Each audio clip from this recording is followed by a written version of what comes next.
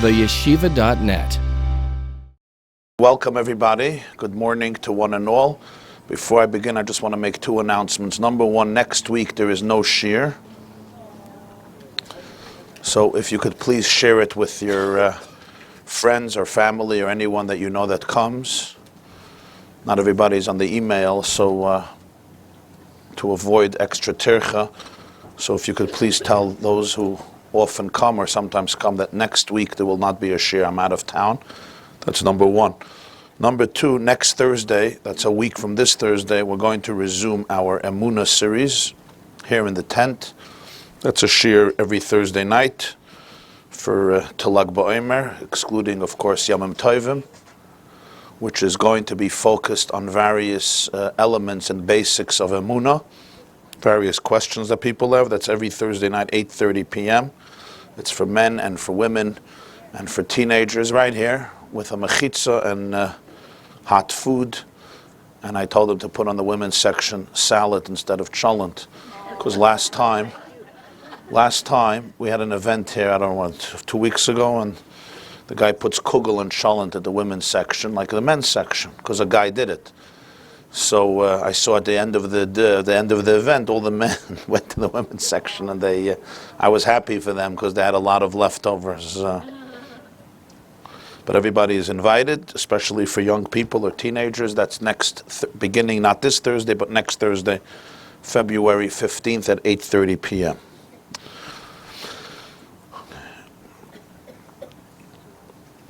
They tell an anecdote about a fellow who came into a bar one evening and he ordered a drink. And when he finished his drink, he took the glass and he threw it at the bartender's face. And the man screams, "What is this?" And he says, "I apologize, I'm so embarrassed with my behavior, but I have this uncontrollable rage in me. And I just lose it. Okay, I forgive you this time." Next night he comes, orders another shot, finishes the drink, whack, right at his face. "What now?" He says, "I'm so embarrassed. I hate myself. I'm ashamed. Please forgive me. I just have all these demons and skeletons in me and I lose it." Next night, same story. He says, "What's this?" He says, I hate myself and I'm so embarrassed, please." He says, "Listen, either you go to therapy or I'm going to call the police. Promise me you don't come back here for a year. You have to go to therapy." He says, "Okay, I promise." He doesn't show up for a year. Comes back a year later, orders a glass, drinks it, he downs it, takes the cup, whack, right at the bartender's face. The poor guy is bleeding, he's maimed, he's bruised. He says, "What's this?" He says, "I went to therapy and now I'm not embarrassed anymore."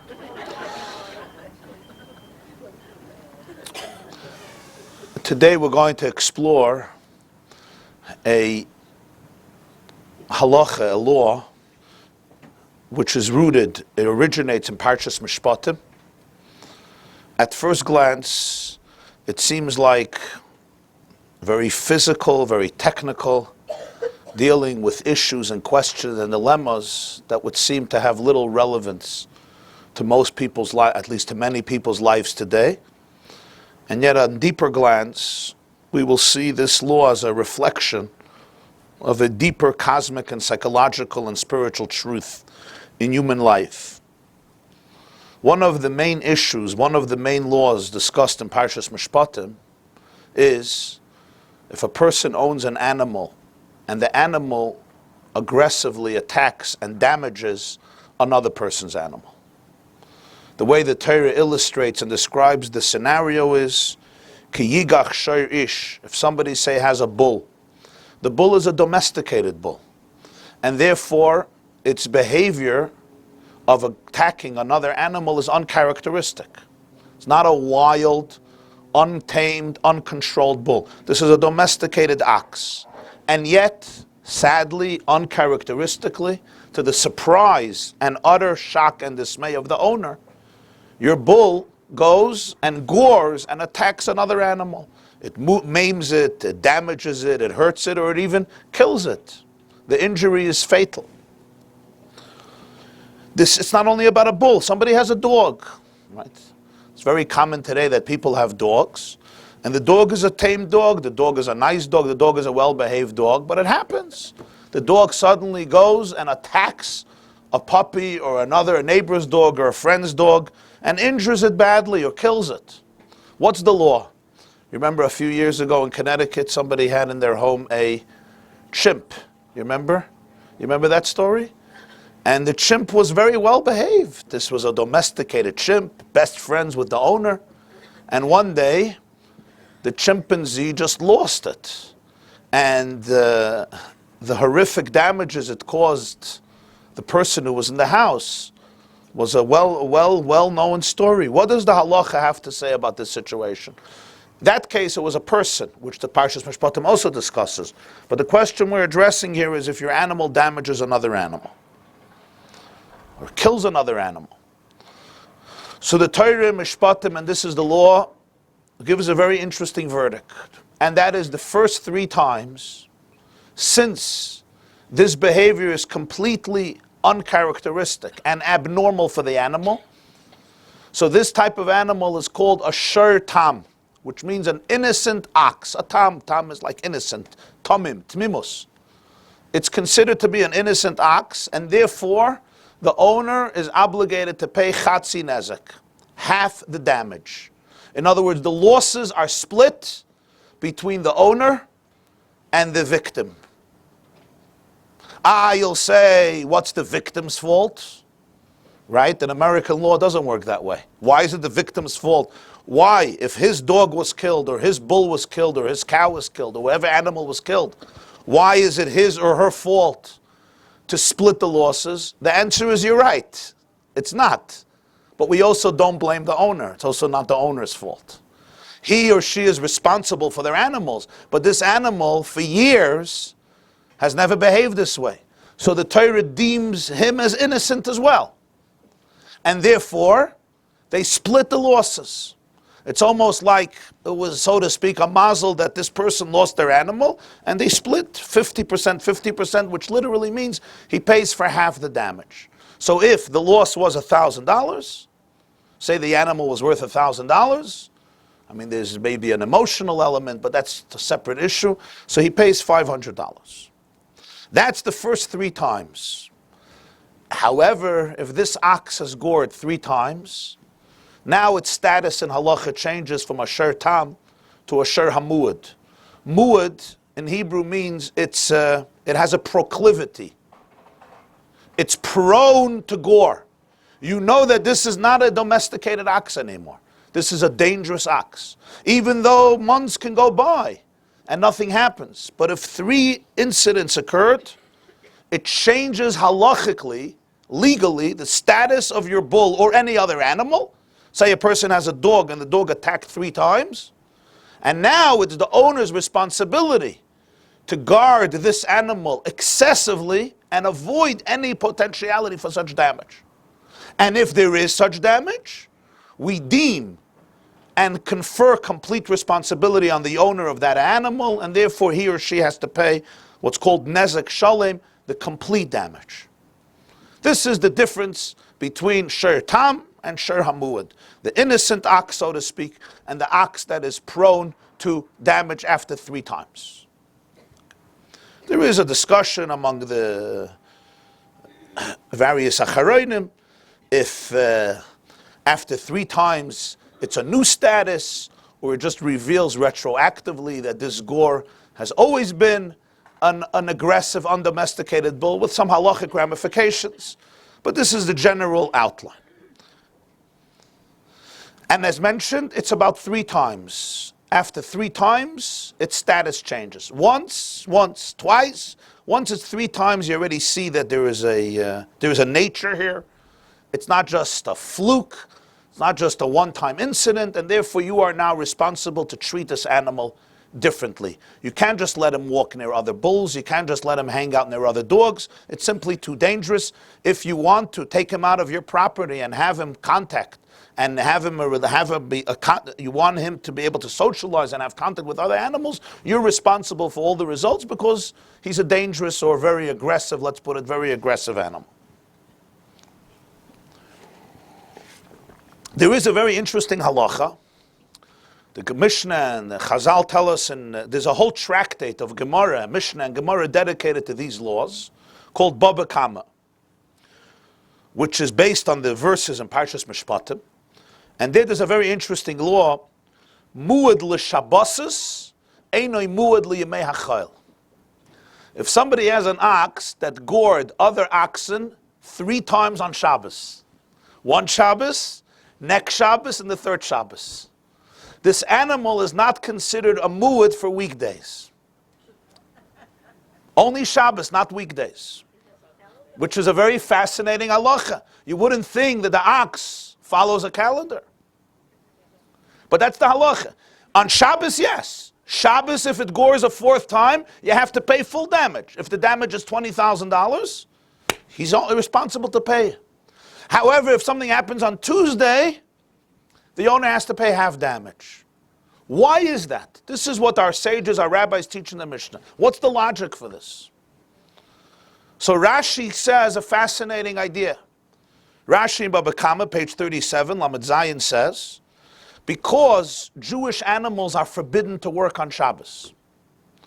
And when the ox has nothing to do, it goes crazy. Shimum, boredom, monotony, brings out the worst in people. And in teenagers as well.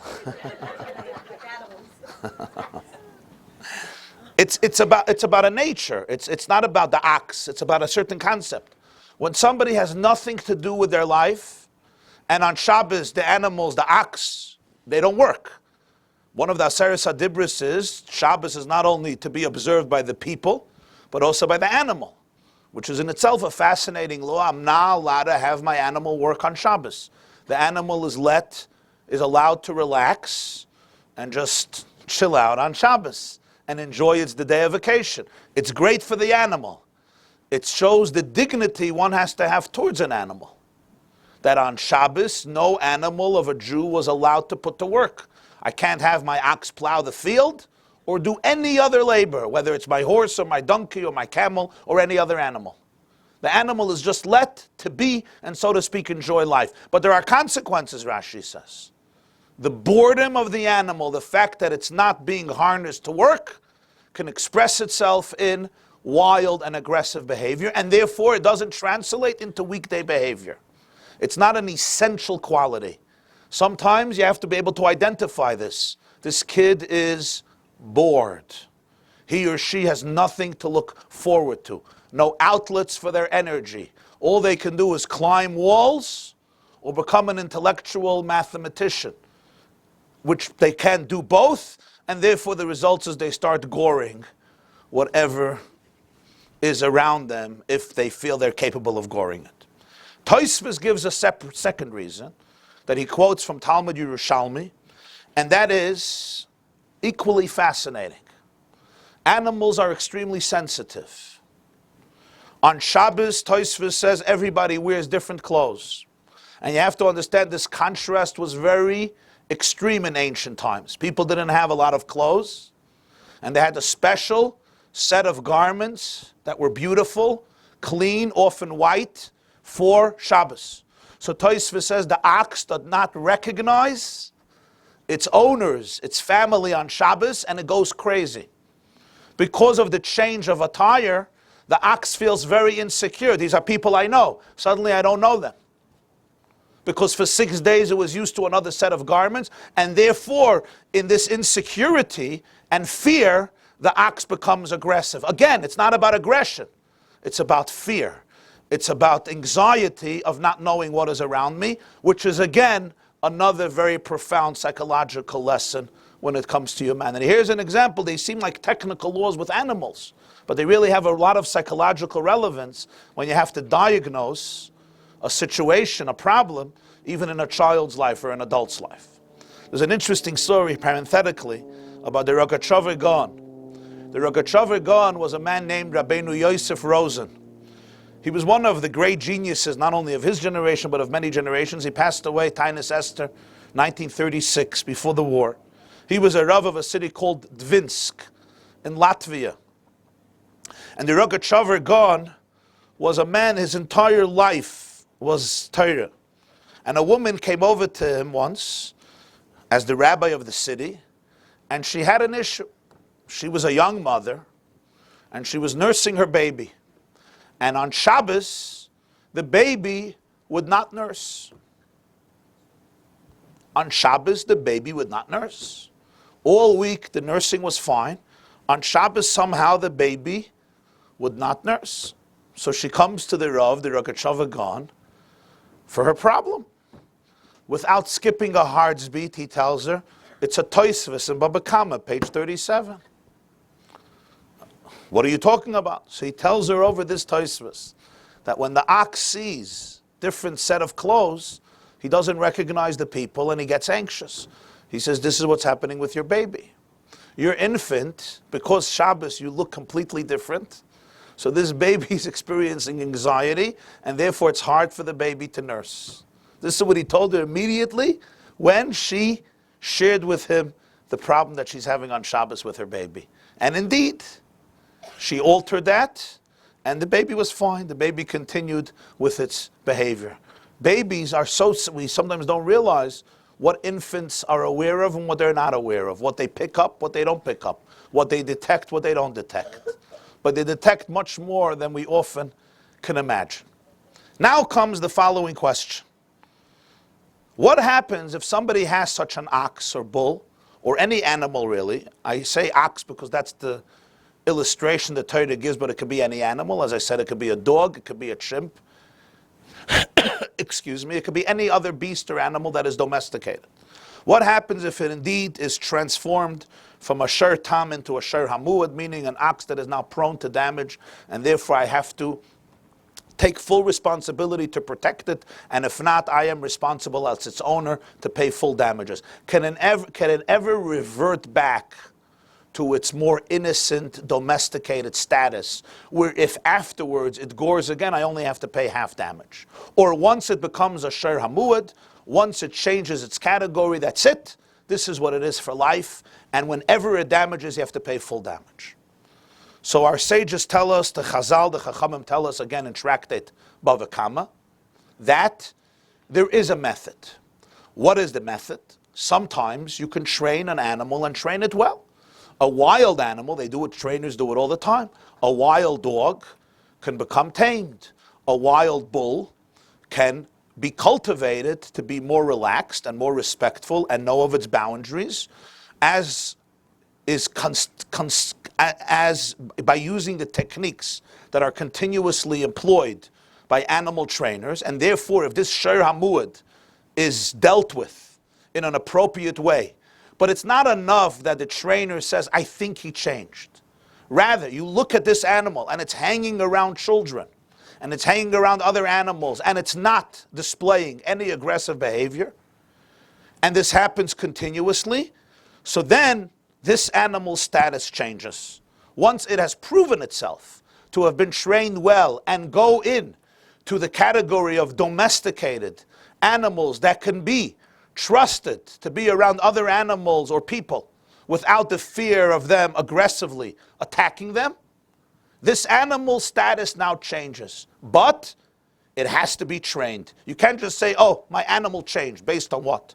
If the animal was worked with and the training affected a change in behavior that is visible, now we could say the animal is not anymore a shur hamuad, it's back to its old status as a shur tam, and we repeat the pattern again. Meaning, the next 3 times if something happens, the person is only responsible to pay half damage, unless once again we see that it goes back to its old undomesticated behavior, and you have to pay nezek shalom full damage. However, the halacha teaches that there's one more method. And this method is what I'm going to focus on today because it seems so bizarre. And that is, I have an ox or a dog that is prone to damage, meaning it has proven itself once, twice, 3 times that it has attacked other animals badly or not badly. And therefore I have to pay full damage. I didn't train the animal. What if I sell this ox to somebody else? Or I give it as a gift to somebody else? The halacha is rishus meshana. The change of authority, the change of domain changes the legal status of this animal. it is now automatically considered a sher tam, an innocent domesticated bull, and the new owner is not responsible to pay full damage until it proves itself to be a sher hamuad after 3 times in his or her domain, which the commentators struggle with. I understand if I trained the animal and I worked with it and I disciplined it with the tools that are used to train animals, consequences, rewards, punishments, etc., and all of the various tools that are used, and the animal has proven to grow up or to alter its behavior, I got it. There's no need to constantly assume that it's a damaging animal when it's not anymore. The animal is now well behaved and domesticated. If something will happen in 3 years, okay, there may be a fluke, but you can't hold him responsible. But just to say, I took my ox, I sold it to you, I gave it to you as a gift, it's now in a different home under a different owner. Nothing was done with the animal. Nonetheless, la halacha, the halacha, even though there's a few opinions, and the Rambam gives this verdict in Hilchas Niskei Mammon, I think chapter 6, in the laws that deal with your property, your animals damaging other animals. In chapter 6, this is the law, that if I sell my animal or give it as a gift, its status is altered. It's metamorphosized legally, and now the new owner has again that freedom to relax, and the first 3 times this ox gores another animal, he only has to pay half, until he's warned after 3 times, and then he takes full responsibility as with the first owner. And the Mefarshim, the commentator, asks, why? This doesn't seem to make sense. It's not fair. Why should the second owner not hold on? Just like you change the title. You change the title of ownership. The deed was transferred from one owner to another owner. The responsibility should be transferred. I'm selling you a wild dog. You want to buy the wild dog? Great. It's great for security. Great to guard you at night. But you have to take responsibility. Why is he off the hook? Again, we're not talking about a bull or a dog that are by naturally undomesticated. We're talking about a dog and a bull that were once domesticated. In other words, by nature, you have animals that are not domesticated. So then they're not a sher tam. For example, a lion or a tiger, you don't say the first 3 times you have to pay half the damage. It doesn't work. Even if you train a tiger, good luck. Even those in the zoos, they know that you can't expect from a tiger. Once in a while, there's always these stories. These are animals that are prone.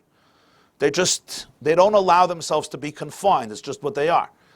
Just who they are. The concept of tam doesn't exist with many of these animals, because a cheetah, a leopard, the Mishnah discusses the animals that they're not domesticated. We're not talking about that. We're talking about animals that are domesticated. And therefore the first 3 times the owner was not fully responsible. But then these animals learned to deviate from their natural behavior and nature. And now you can either retrain them or sell them.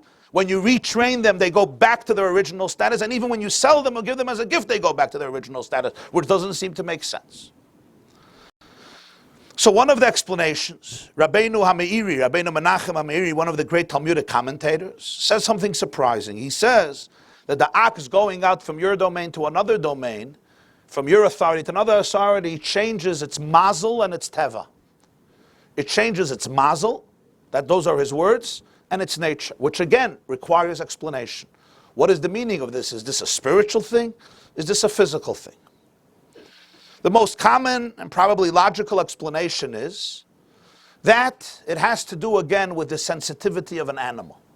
If an animal can distinguish between the clothes you wear on Shabbos and the clothes you wear in the weekdays, the animal becomes immediately and is acutely aware of the fact that it's now been transferred to a new owner.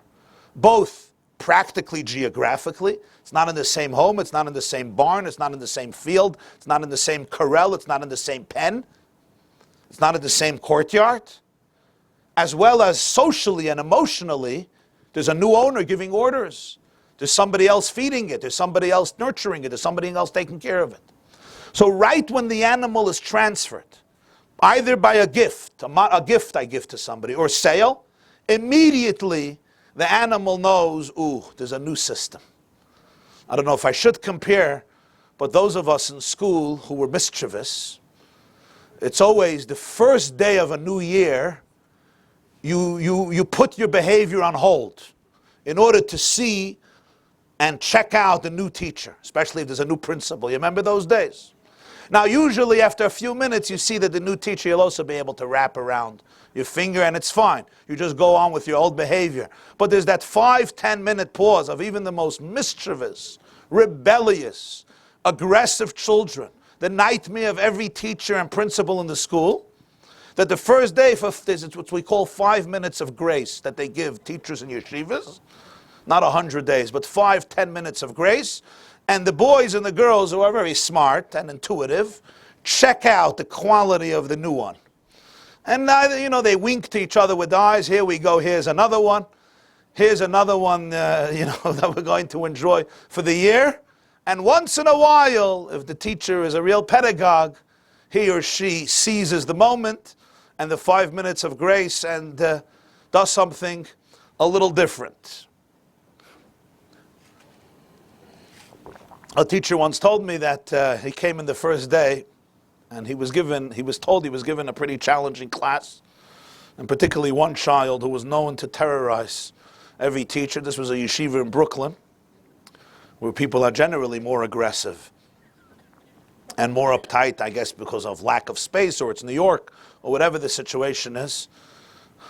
Somebody asked me why people in New York are uptight and in a bad mood. I said, you would also be if the light at the end of your tunnel was New Jersey. But I love New Jersey, actually. So this was a tough class. So the teacher gets up and he was given 3 minutes of grace. And he looks at his students and he said, I just want to tell you how I'm going to run this class. Yeah. It's going to be almost impossible for you to do anything that will cause me not to love you, children. It's going to be very, very hard to convince me that you're evil kids. It's almost impossible. You're going to have to work so hard to persuade me that you're really bad, because it runs contrary to my entire faith. So just know, in this class you're going to be loved and cherished, and it's not going to be easy to prove to me that you don't deserve it. And he had one of the greatest years, particularly with that child. So back to our discussion. Halacha says animals know and are acute to every alteration, especially a new owner. The pasuk says, Yoda shor kineu koineu v'chamor evus ba'olav. The ox knows, Yeshaya Hanavi, it's amazing, the ox knows its owner, and the donkey knows the trough of its master. Yoda shor koineu. The ox knows its owner, and the chamor knows the trough of its master. And Yeshaya Hanavi laments, and yet my people don't. The ox and the donkey do know, and yet my people don't. Because sometimes, as we know, animals are far more aware of reality than sometimes people who in their sophistication can really deviate from reality. So when the animal is transferred to another domain, everything is on hold. If by nature it's not domesticated, it's innately aggressive genetically, then there's no difference. It is what it is. You can't change the color of your eye, you can't change your genes just because you're going to another owner. But if it's learned behavior, if it's acquired behavior, because really this animal was domesticated, halacha says the moment he comes to a new owner, everything is on hold. He is sensitive, or she is sensitive, the animal is sensitive to the fact that there's a whole new system. There's a different personality, there's a different energy, there's a different presence. There was once a horse. Its name was Hans. Hans, they named the horse. It was owned by somebody in Germany in the early 1900s, the early 20th century. And Hans got a reputation of being uniquely clever, smart, and wise, to the point of having the ability to follow mathematical equations and actually be able to study math and figure out mathematics, which was unheard of in the animal kingdom and for a horse. And this became a spectacle for all of Europe. And the owner of the horse made an enormous amount of money. People would come and he would look at the horse and say, Hans, you got to tell me how much is 90 times 86. And the horse would begin lifting one of its feet up and down and count. And he would start counting. He would start counting the numbers. And when he would reach the right number, the horse would give a clap. This was the number. And first it was simple stuff. 10 plus 10, 30 minus 10, whatever it is. And then it started to get more complicated. And this was a phenomenon. No one ever heard of such a horse. Fascinating. People became suspicious. Researchers and scientists, psychologists became suspicious. People saw it was a reality. This horse had the ability to calculate difficult mathematical equations. It was absolutely unheard of. So they came and they started to look, and it was real. It was not fake. There was nobody whispering to the horse the right number.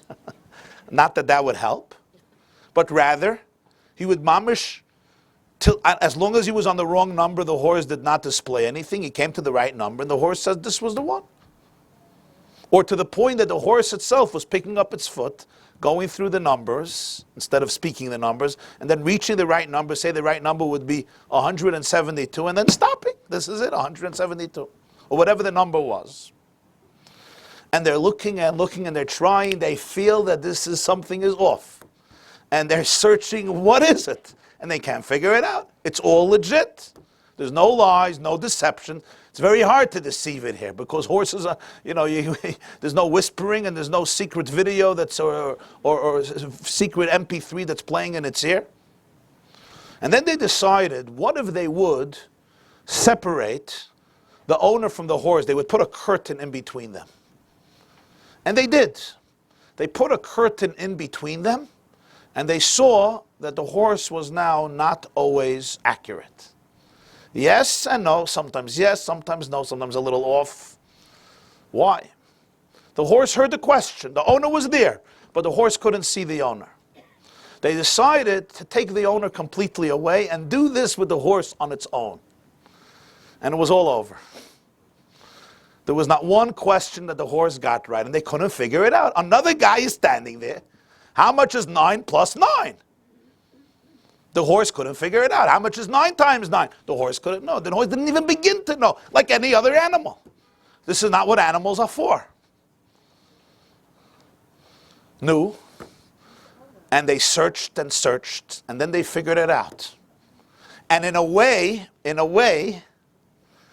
it diminished, of course, the mathematical genius of this horse, but it elevated the sensitivity and emotional sense of closeness of this horse.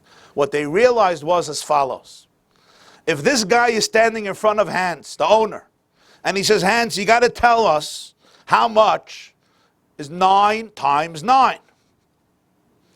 The horse is feeling the anxiety of his owner as long as he didn't get to the right number. So as though he's going 1, 2, 3, 4, 5, 6, 7, the horse feels anxiety. As the horse is going and pedaling with its foot, and it's already holding by 39 and 40 and 41 and 50, 60, 70, etc., it's feeling the anxiousness of the owner who is scared that the horse won't get the right answer. And when the horse reaches the right number, the horse senses the relaxation of the owner. And the horse knows, that's it. We're in paradise, time to stop. It had nothing to do with math, nothing to do with numbers. It had all to do with relationships. It had all to do with the emotional acuteness of an animal. And those who deal with animals and are sensitive to animals and aware of animals know how true this is. And the same is true in many ways in relationships as well.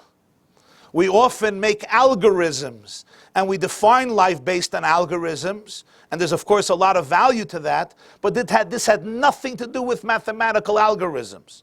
This had all to do with the emotional connectedness to its owner, and when there was somebody else there, it was completely irrelevant, because I couldn't care less about your numbers, but I could care about you.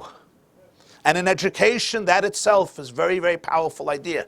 So when this owner, halacha says, this ox is by a new owner. Yesterday he was goring everybody in town. Everyone in town was gored by this behemoth. But there's a new owner, everything has changed. We say innocent, domesticated. You know why? Because the sensitivity to the new owner gives the new owner an opportunity to look this ox in the eye and say, we're safe, we're good. Whether it's a horse or an ox or a dog or really any animal, again, an animal that is naturally domesticated, important to emphasize. It's not about changing genes miraculously. This is about going back to its original nature. You didn't train the animal? You don't need to train the animal. By changing the domain and the authority of the animal, halacha says its status changes. Because it's sensitive to the fact that there's a new order, and now it's really up to the owner. And therefore, the first 3 times, we assume it to be innocent, and he pays half damage. After 3 times, goes back to Nezek Shalom. Most of us sitting in this room probably don't own oxen or bulls. Even if you do, hopefully you don't have to deal with, you own an ox? Of course. Which makes it, if you didn't tell the new owner, it's not a question that he's not responsible. The poor guy didn't know. But we're talking about a real transaction. You gave him all the information, which would make him responsible. You want to buy this dog, no problem. It's a wild dog. And yet, without going through training, the halacha says changing domains is sufficient to bring it back to its old nature. Yet every single mitzvah, every single halacha in Judaism could be understood and studied on 2 levels. The concrete physical level, dealing with civil relationships, dealing with monetary transactions, or in this case, dealing with civil damages between animals, and who is responsible and how much do they carry responsibility. But every single law in Judaism is also a mirror, a reflection of an emotional, psychological, and spiritual idea. In fact, each halacha can be understood completely, not only on a concrete physical level, but as a metaphor for dynamics and patterns and issues and situations and dilemmas that play themselves out within the human psyche, within the human animal. And all of the laws that deal with relationships between animals and how much you're responsible, and Asher Tam and Asher Hamuad, are mirrored and reflected in the inner life of a person. Which makes the study of these laws not only studying halacha and legalities, but also you're studying your own soul, your own patterns, your own life. And we're going to use this halacha as an example. Each of us has a little bull inside of us, or a little animal. It's called a nefesh habahamis, an animal consciousness or an animal soul that exists within every single human being. We operate not on one level of consciousness, we operate on 2 levels of consciousness. One level of consciousness is called the nefesh habahamis, the animal or beastly consciousness, and one level of consciousness is called the nefesh elikis, the divine or the transcendental consciousness. The animal soul is not inherently evil. It's a mistake when somebody looks at their animal soul and says, you're evil, you're bad. Judaism does not believe in original sin, meaning that every person is inherently evil and therefore you're in need of salvation. Like an animal, some animals are actually very cute. You can have a little cute puppy. It's adorable. It's cute, but it's still an animal. And we have that animal soul in us. The animal soul focuses on its quest for self-preservation and for self-gratification. The animal is aware of its needs, deeply aware of its needs, sometimes better than people. And the animal dedicates all of its energies and resources to be able to feel comfortable and to be able to feel good and to be able to live. And the animal is not sophisticated. The animal never sees the sky. The animal doesn't know about cosmology or astronomy or even a sun or a moon. The animal knows what feels good. If this feels good, I'm in. If it doesn't feel good, I'm out. And you can't blame an animal. It doesn't make sophisticated choices. It's mostly programmed, it's genetically programmed. That's in the real animal world. When we say that a human being has an animal soul, an animal consciousness, that title is an accurate title. It's a profound title because it means we also have that dimension within us. A dimension within us that is extremely, in neuroscience today we know that there are different regions of the brain. There's the amygdala, which is basically our ability to respond to what seems like instant danger and to do the right thing to protect ourselves. Completely instinctive. Like an animal, like even an insect, a tiny little insect, it becomes acutely aware of danger and it does what it does, fight or flight, in order to be able to protect itself. It doesn't have all the alternatives open to it. Whatever it is aware, whatever I can do to protect myself, I will do. That's a real region of my brain. We have another region of the brain called the limbic brain, which is sometimes called the social brain, which is social. It feels... It's the emotional part of the brain that is very sensitive to relationships. Good relationships or dangerous relationships. Then there's the other part of the brain that is reflective. It can actually be almost dispassionate and detached and look at different situations and make decisions from a dispassionate point of view of what is right, what is wrong. The first two are very deeply associated with the Nefesh HaBahamis. The amygdala and the limbic brain are very deeply connected to the animal instinct in the human soul. Now it's important to emphasize that neuroscience is now cutting edge. And each day they're discovering astounding truths about the brain, its capabilities, its complexities, its astonishing depth. At present, neuroscientists are distinguishing between the amygdala, which, as we said, is the most primitive part of the brain, which is conditioned to sensitize us to potential danger, to detect potential danger, to respond to potential danger. You have the limbic system, called the social brain, which is responsible for much of our emotional life, our emotional connections, our emotional feelings and relationships. And then you have the third region, the analytical dimension of the brain, which is often known as the prefrontal cortex. This is analytical and it's capable of weighing the consequences of alternative choices and to do it in a dispassionate way. They sometimes refer to the prefrontal cortex as the executive function. The functions carried out by the prefrontal cortex are sometimes called executive function. Executive function relates to abilities to differentiate among conflicting thoughts, determine good and bad, better and best, same and different, future consequences of current activities, the ability to work towards a goal, a defined goal, make predictions of various outcomes, expectations based on actions, and social control, the ability to suppress or hold up urges that if they're not suppressed, they can lead to unacceptable outcomes. This is another dimension of the brain. And the first two are very much, I think they're very good models to explain something of what we call in Yiddishkeit, in Torah, in Kabbalah and in Musar and in Machshava and in Chassidus, the Nefesh HaBahamis, the animal consciousness. And then there is the human consciousness, the Tzelem Elokim, the divine image, and then within the Jew, what we call the Nefesh Hashenis, B'Yisrael, the Chelik Elokim Imal. Yeah.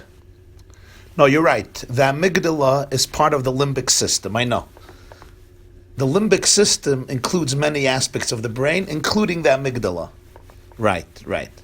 I was just distinguishing between the part of the brain that conditions us to potential danger and the emotional aspect, the part that's responsible for emotional connections, the social brain, right? But the amygdala is part of the limbic system, right?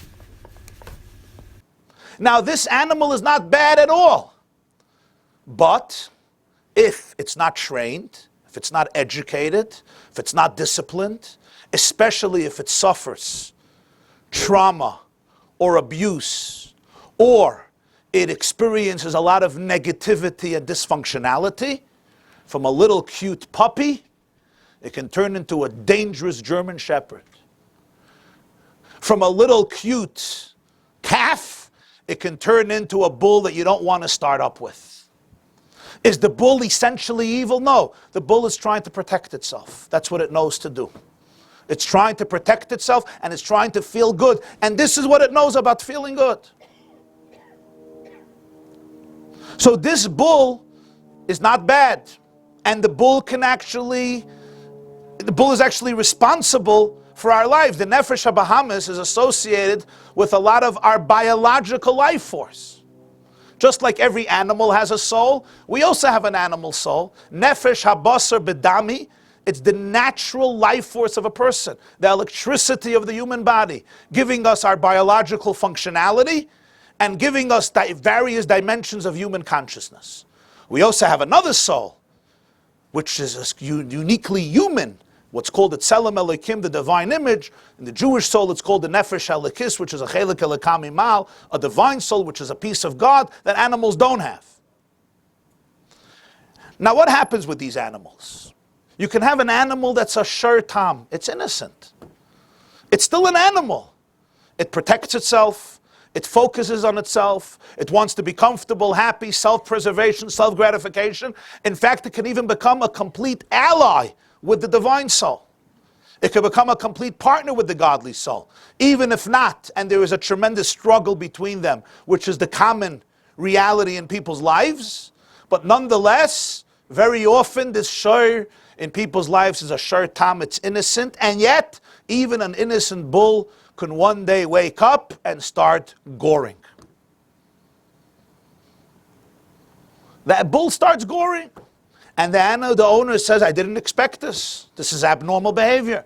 And therefore, you're only responsible for half the damage, meaning you're not even taking full responsibility, because it's almost like you couldn't do anything. You didn't know about it.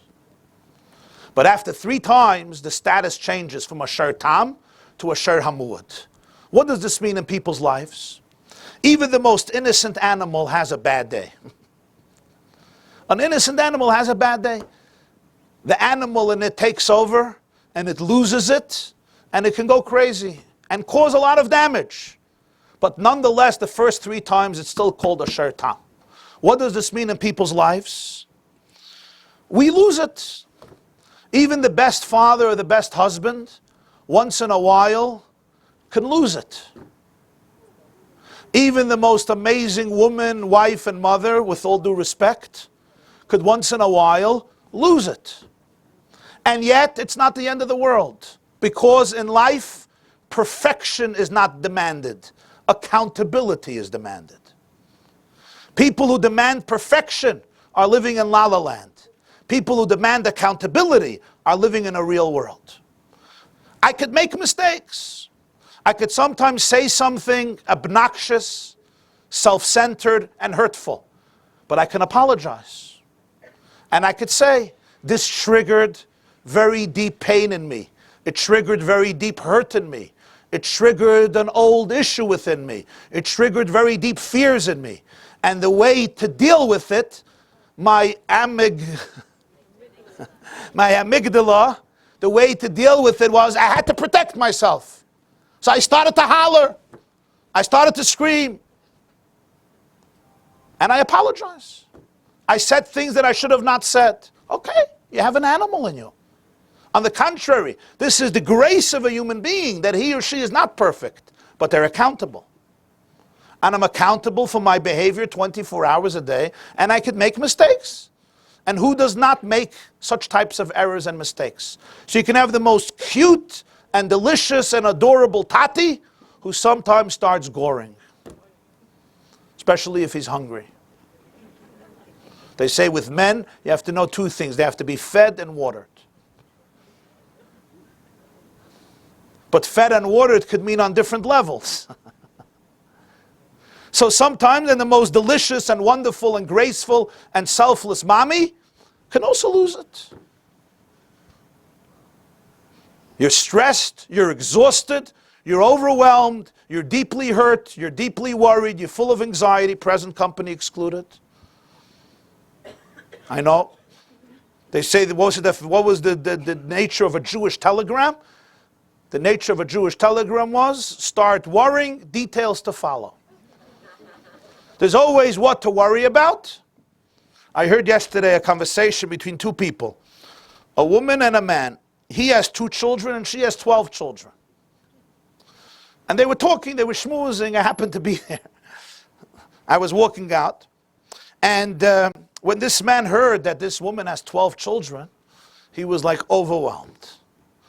He was like, I don't know how you live. I don't know how you breathe. I don't know how you exist. I don't know how you function.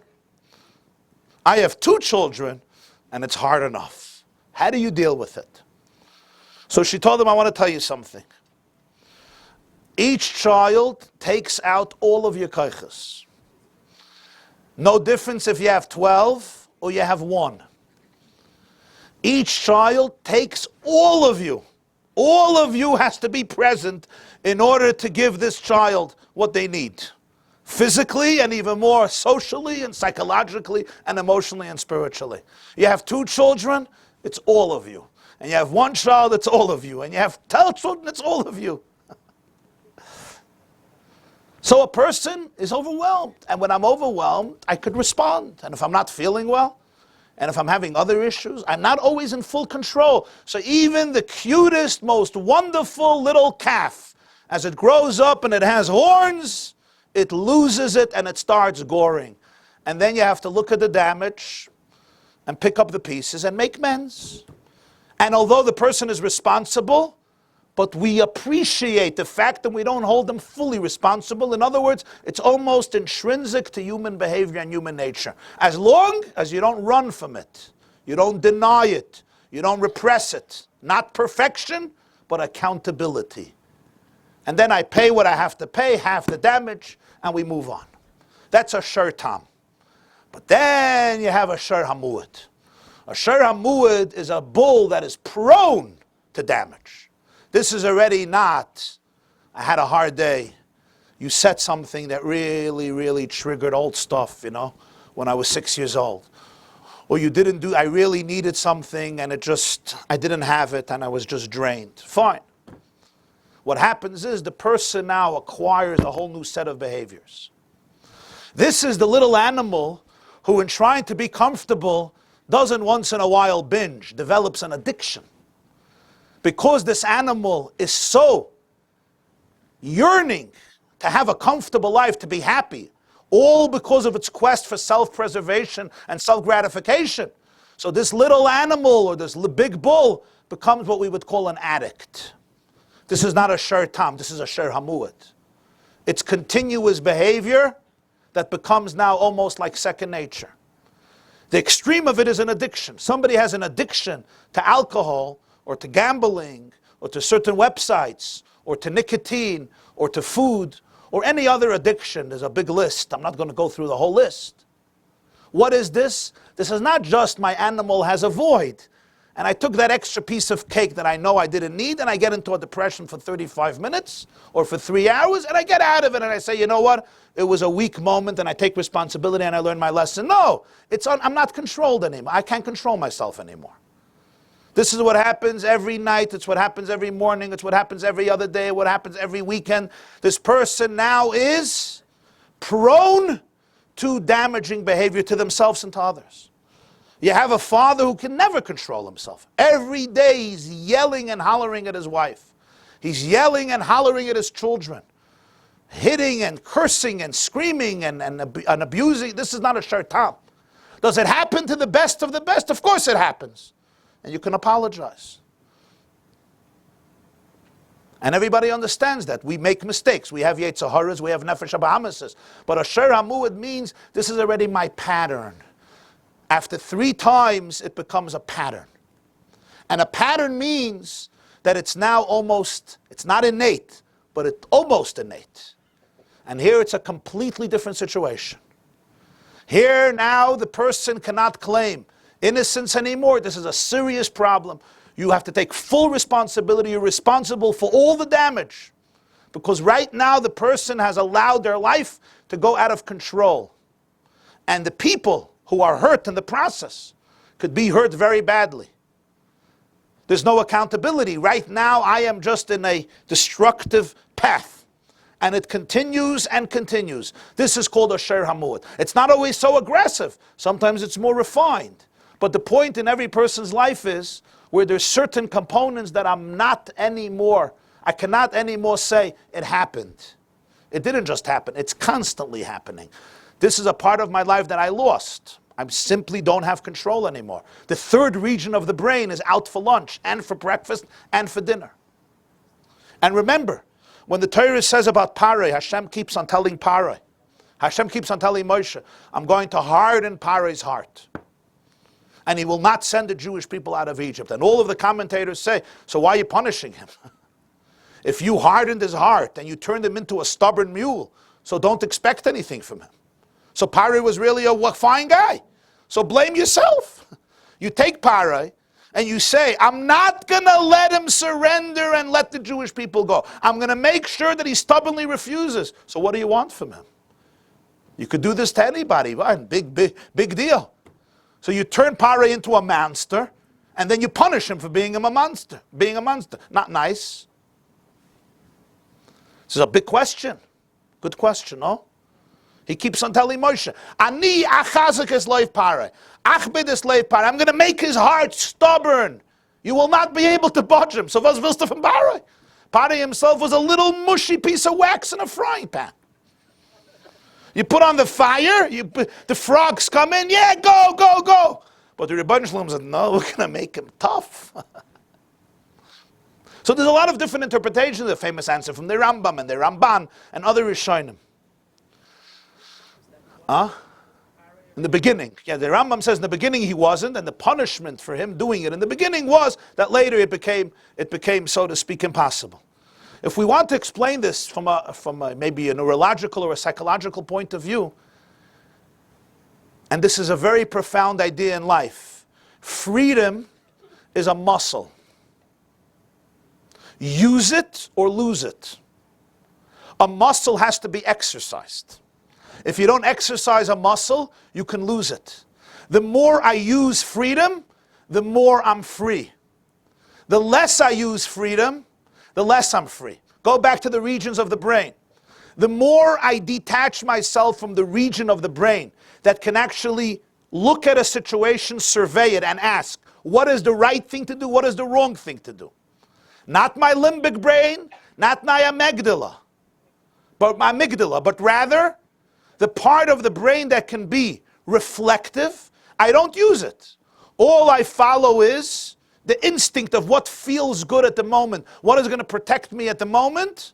What do I need socially at the moment to live and be comfortable? The more and more neural pathways are created that ignore that part of the brain, and now, after a few years, I have no choice. The more I engage the other part of the brain, my brain creates physically neural pathways that now turn me into a free person. So the next time I'm drawn to the pantry to go eat because I'm feeling anxiety, there's another part of the brain that says, let's think about this for a moment. You know why? Because I thought about it yesterday. Because I thought about it the day before. It's a muscle. You use it, you lose it. Paroi, as a result of not thinking about what's right, actually loses his freedom, like the addict. The addict at this point is not in control anymore. But what made him not in control? What made him not in control were days, weeks, months, years, when he or she pursued a completely destructive path, eliminating that, ignoring that component of the brain, creating neural pathways that don't include that dimension of the brain, and therefore it actually becomes a situation where I'm not free. So are we free or are we not free? That's your choice. The more I choose to be free, the more I am free. The less I choose to be free, I'm taken not free. It's taken not my fault. This is what the Rambam explains about Paroi. I mean, in the language of the Rambam. He chose not to be free, and therefore I'm really not free. I'm not. I'm completely a slave. Do we have free choice? Don't we have free choice? That's your choice. Yitzchak Bashevis Singer said, we have to believe in free choice. We have no choice. But I would say it a little differently. Do we have free choice? It's your choice. I may not have free choice. Do you really have free choice what you're going to do today? It's really your choice. If I choose to have freedom, I have freedom.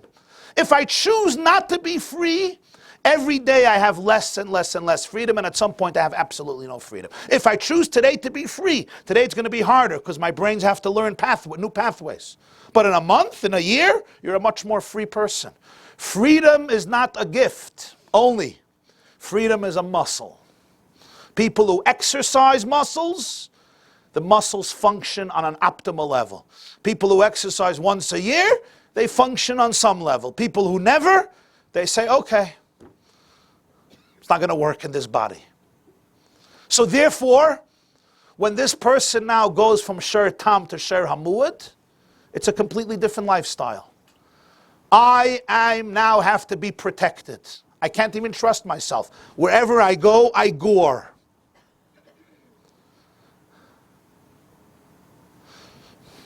Was tut man? What do you do? So the halacha says there's two answers.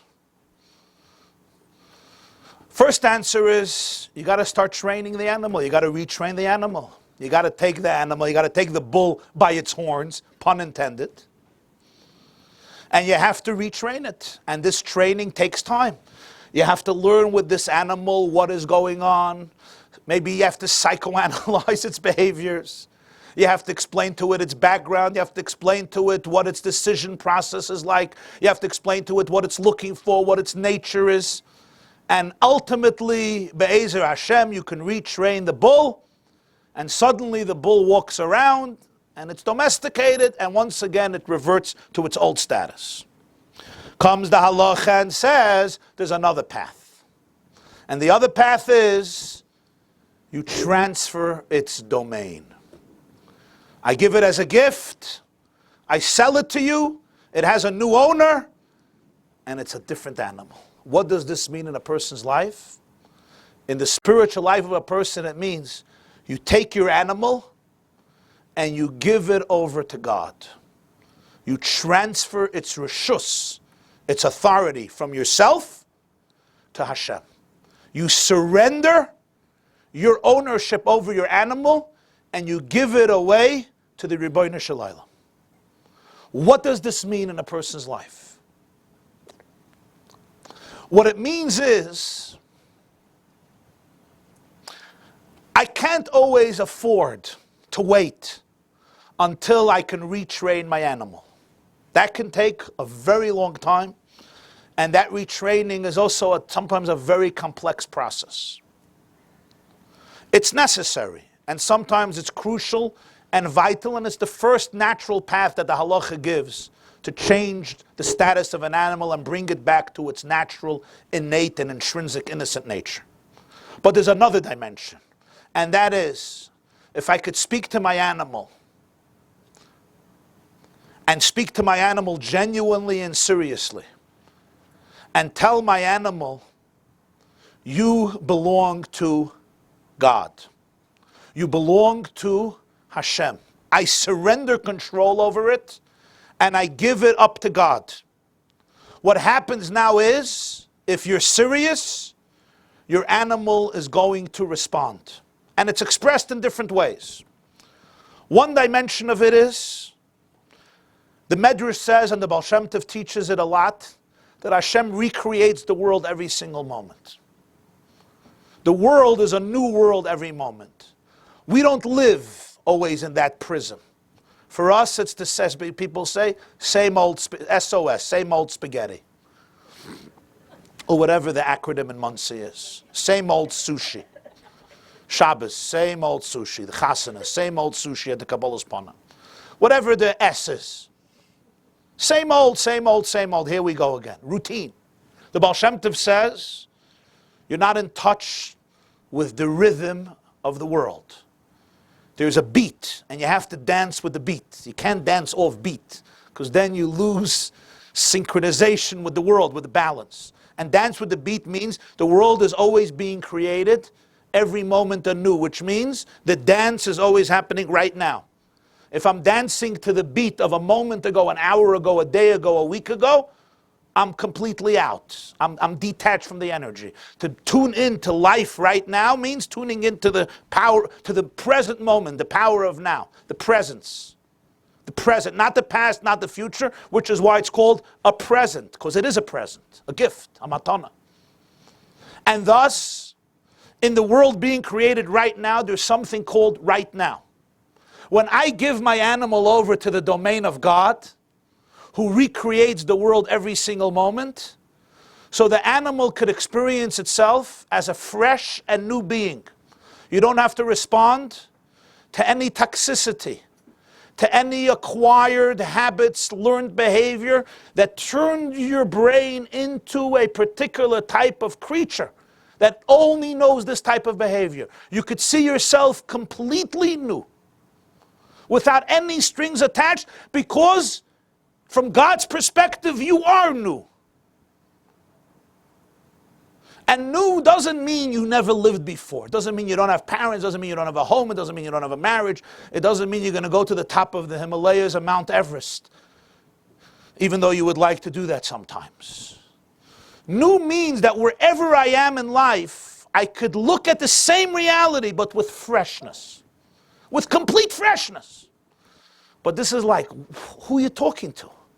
I have to transfer domains. As long as I have the animal, so all we're doing is we're trying to protect ourselves from the story that happened a moment ago, and we're continuing that story. When I take the animal and says, come, we're going over to a new domain.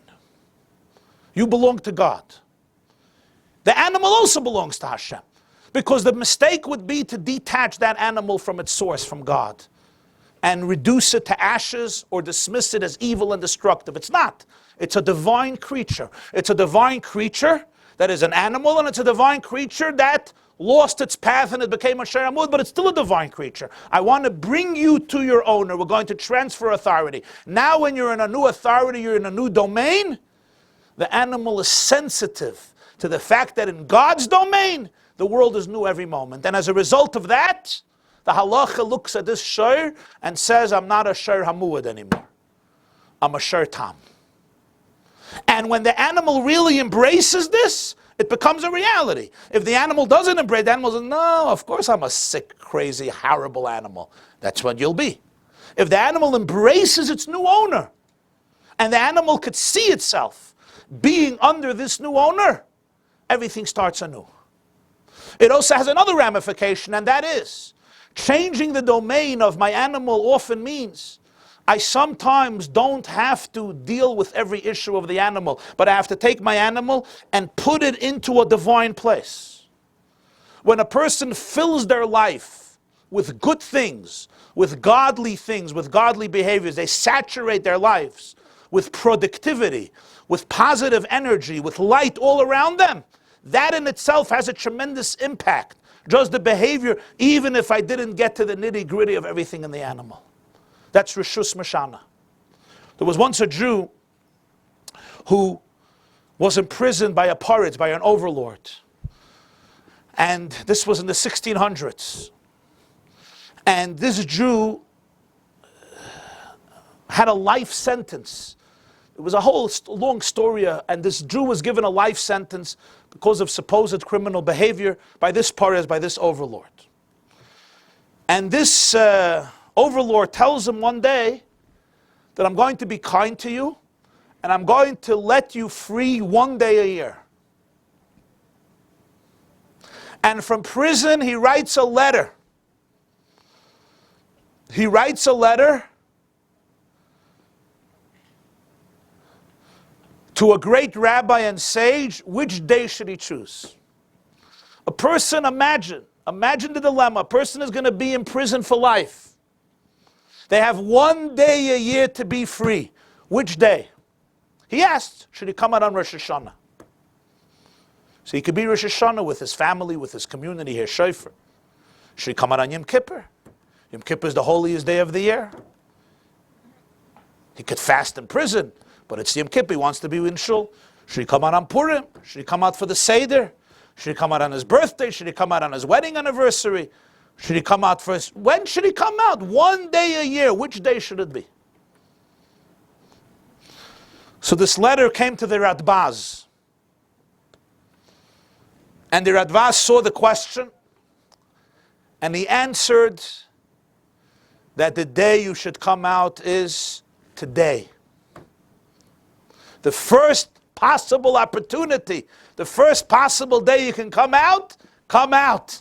Don't wait Rosh Hashanah, don't wait Yom Kippur, don't wait Pesach, don't wait your anniversary, don't wait your birthday. You could come out today, come out today. I know tomorrow may be different, but today come out. As he puts it, he says, you could have a mincha today with a minyan, you could have a maida with a minyan, you could do a mitzvah today in freedom. Do it today. Don't wait till tomorrow. This question, thank God, doesn't apply to us sitting here in this room, but it applies to each one of us on a different level. Because sometimes people think, I'm going to come out that day, I'm going to come out this day, I'm looking for the right day to come out. He said, no, freedom always happens right now, right in this very present moment. Don't push off your freedom till the next month. Today you have an opportunity to come out of prison, come out of prison today. When the animal soul understands this energy, this power, what happens is something is shaken up in its consciousness.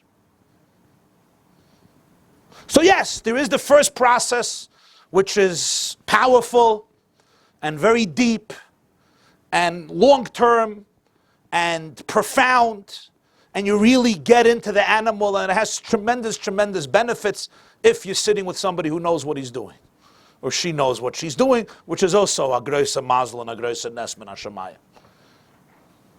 Because not everybody knows what they're doing, even if they say they do.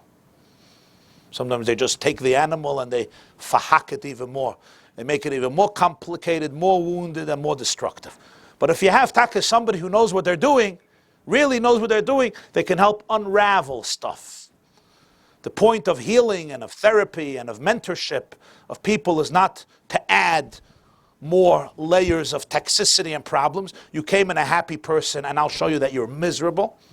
You came in thought that you love your husband, I'll show you that you hate your husband.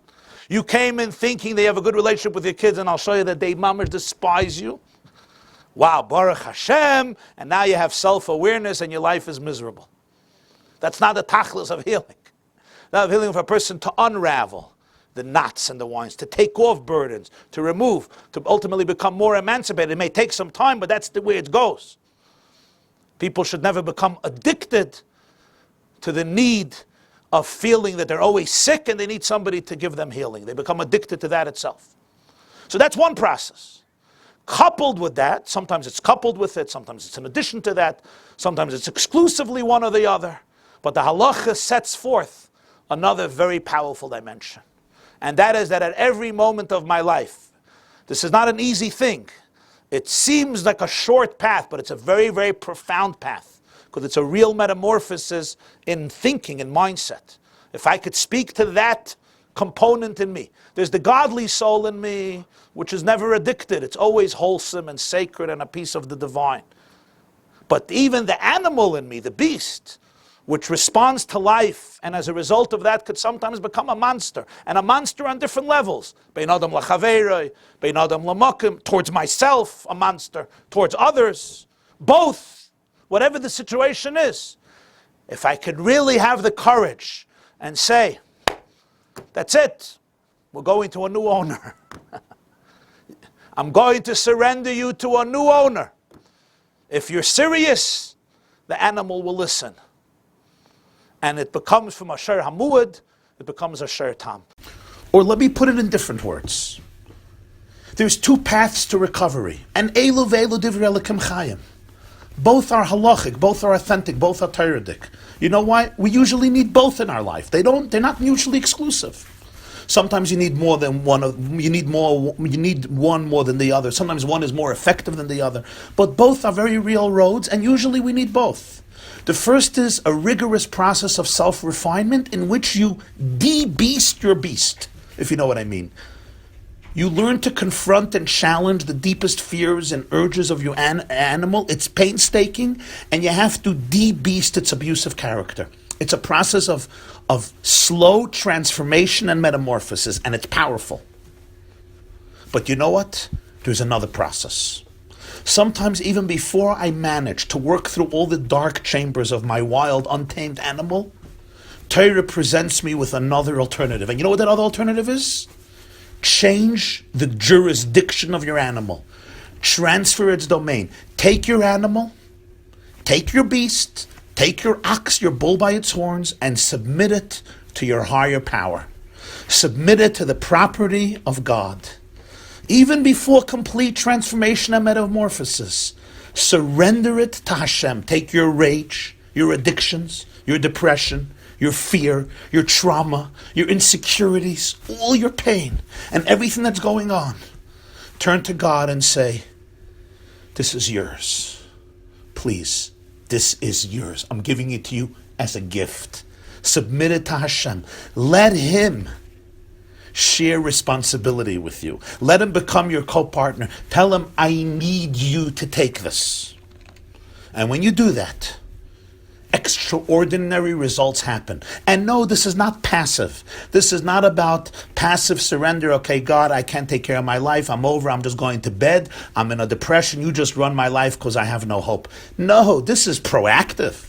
This takes courage. This is actively taking your life and giving it over to Hashem. This is not a passive type of life. This is very active. The act of surrender is really, really active. It's really allowing God to become the owner of your animal. And it also means don't take it all personal. You're not responsible to analyze and understand everything. Don't start judging everything. Realize this is God's animal that happened to end up in your psyche. And part of your mission is to deal with it, to refine it, to transcend it, to let it be and not let it control your behavior.